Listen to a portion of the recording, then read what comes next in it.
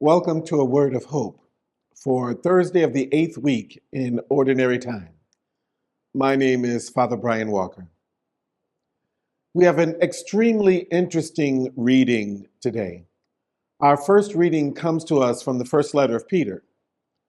And it's one of my favorite readings. Why? Because we hear about who we are and who we have been called to be. What does that mean? Well, basically, we hear that we are a chosen race, a royal priesthood, a people of God's own. And I love to talk about this because I always think, why is it that we are a chosen race? Why have we been called a royal priesthood? Why have we been set apart? And I truly believe that we have been set apart because God has chosen us. We are to be a blessing for the world, a blessing for one another. And the problem is that I think that too many people don't understand that.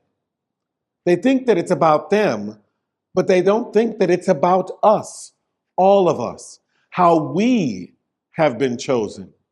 And sometimes they think that they individually are special, that they individually are chosen, that they individually have the rights to everything.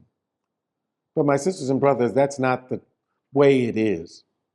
We have been chosen. God has chosen us. God sent his only Son into the world to show us the way, to return to him, to be with him, to love him, but not just to love God, also to love one another, to take care of one another. As I oftentimes say, we began this word of hope when people were isolated, when people were put away. Why? Because of the pandemic. In many ways, that hasn't changed. We are still oftentimes isolated. Oftentimes, we are put away and we are treated as delicate individuals. Some people still don't want to be around others. But we have to understand that we are all in this together. We can be our greatest driving force, or we can be our greatest downfall. The Lord calls us to be a special people. Let us remember that. We are chosen. Amen.